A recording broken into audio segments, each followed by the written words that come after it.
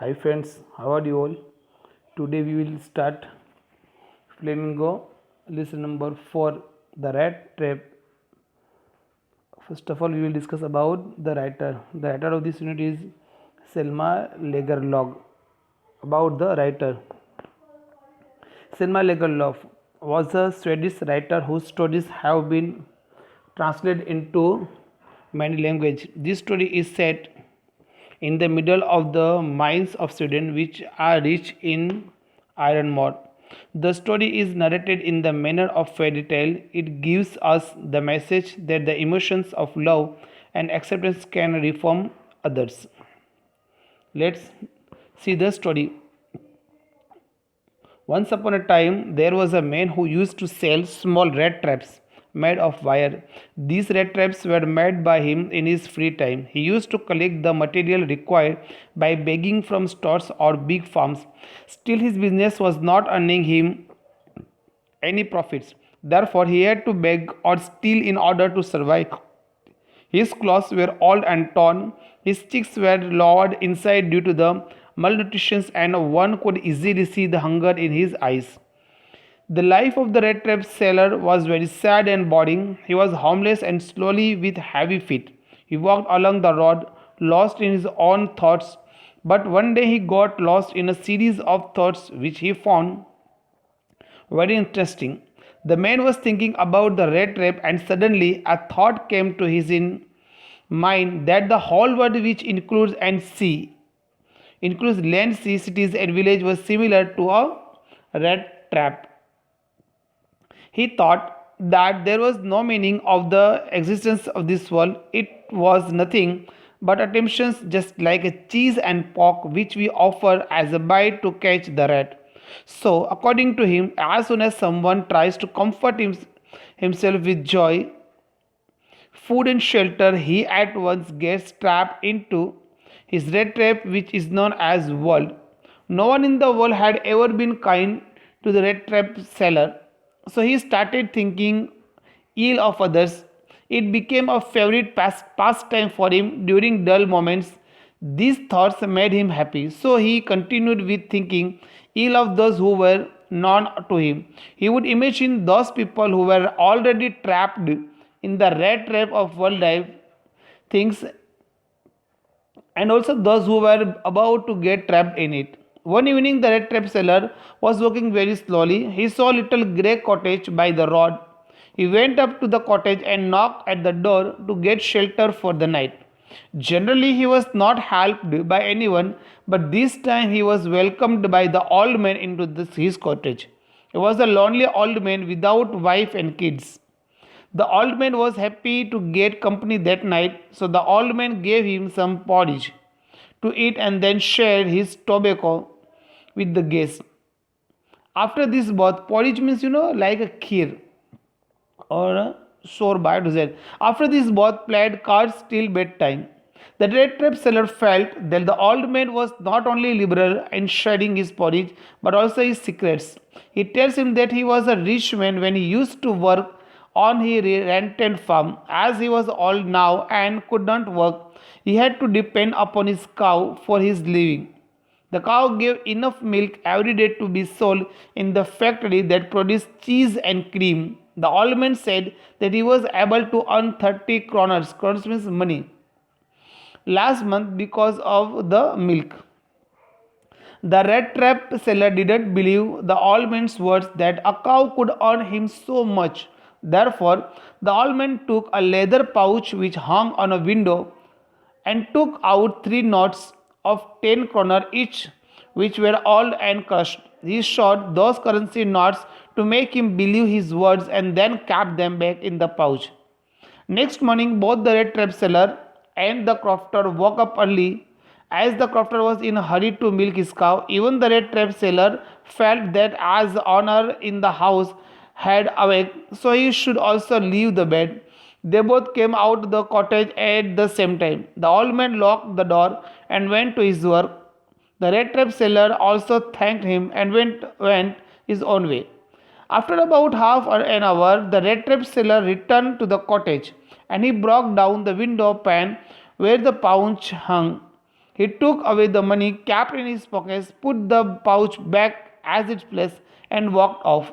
The peddler was quite happy as he had money in his pocket. He then thought of walking through the forest as it was unsafe to walk on the highway because he feared being caught.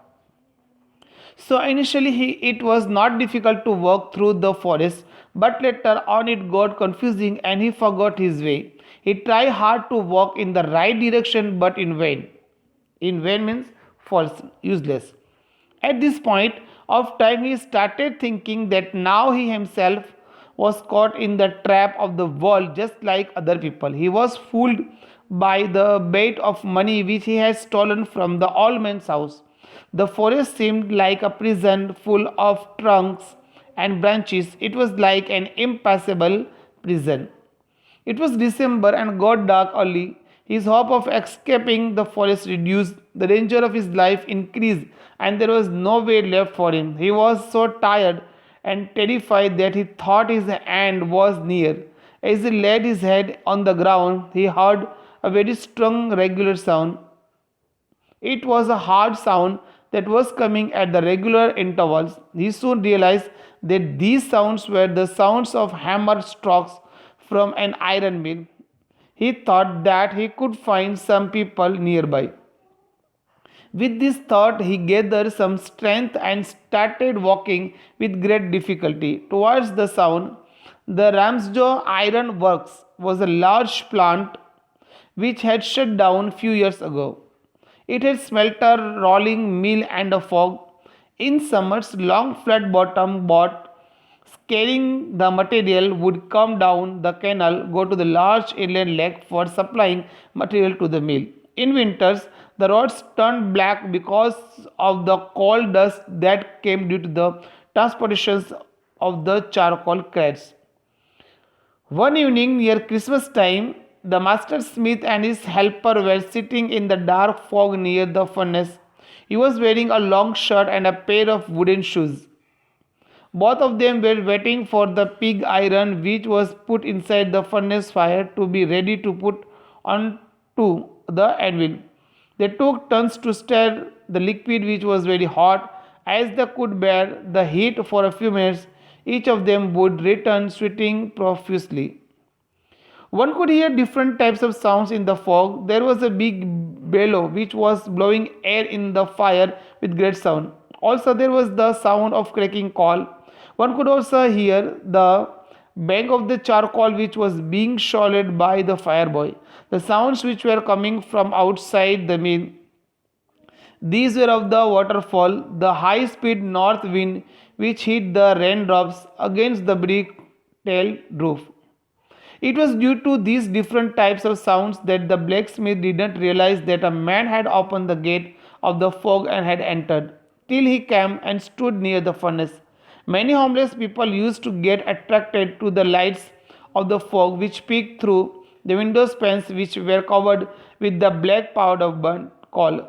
They would seek shelter there. They would warm themselves with the help of the burning fire. As the blacksmiths were accustomed to visitor, they were indifferent to the man. They just looked at him. The red trap seller's appearance was similar to that of other vendors. He had a long beard, was dirty, wore old worn out clothes, had a bunch of red trap hanging from his chest. The peddler tried to seek permission from the blacksmith to stay in the fog for a night. He allowed the peddler with an arrogant consent by just nodding and didn't say a single word to him. The peddler also said nothing because his main aim was to warm himself and sleep. The owner of the Ramsjo iron mill in those days was a very ambitious person whose aim was to sell only the finest iron into the market. Therefore, he used to keep a check on the workers both during the night and the day. The owner was on a night inspections visit when the peddler entered the fog. Unlike the blacksmith, the ironmaster at once noticed the peddler who was sitting so close to the furnace that steam was coming out of his torn clothes. He not only went near him but also removed the vendor's hat that was bent to one side so that he could see the man's face clearly.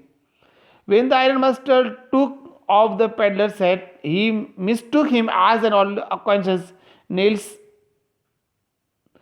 Olaf. The peddler didn't know him nor had he seen this man before, but he thought that if this man mistook him as his old companion and gave him some money out of pity, then it would be a good thing. Therefore, he didn't let him know that he had mistaken him as Nels Olaf.